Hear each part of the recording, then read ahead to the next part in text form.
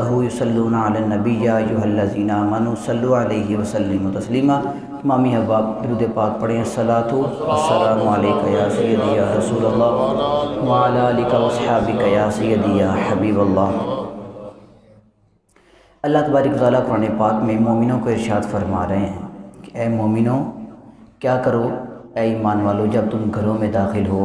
हम लोग अक्सर माएँ जो हैं अपने बच्चों को ये तलकीन करती आती हैं, बचपन से हम भी ये सुनते आ रहे हैं, आप अहबाब भी ये सुनते हैं, भाई जब तुमने घर में आना है आके तुमने ऊंची आवाज़ से सलाम लेना है। क्यों कहना है, क्यों कहती हैं? क्योंकि ये कुरान की आयत हमें कहती है और नबी की हदीस हमें कहती है।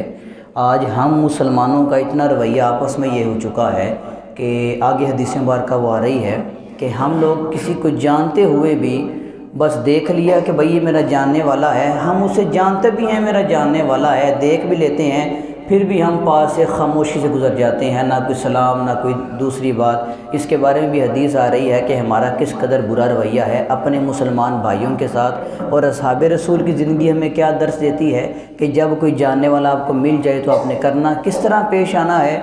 आइए उनकी तरफ चलते हैं। पहले हदीस मुबारक समाअत फरमा लीजिए।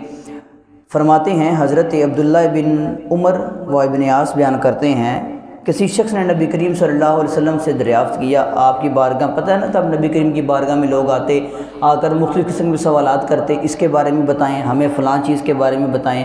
उसने आकर ऐसा एक अजीब सा सवाल किया, साहबी रसूल कहते हैं उसने आकर सवाल ही ये कर दिया, या रसूलल्लाह अय्युल इस्लाम खैर, कि बेहतर इस्लाम कैसा है, इस्लाम जो है बेहतर क्या चीज़ है, मुझे ये बताएं बेहतर क्या है। तो रसूलुल्लाह सल्लल्लाहु अलैहि वसल्लम ने आगे से इरशाद फरमाया, आप फरमाते हैं तुम्हारा किसी इंसान को खाना खिलाना ये बेहतरीन अमल है, ये बेहतर इस्लाम है कि तुम किसी ज़रूरतमंद को खाना खिलाओ, उसकी मदद करो।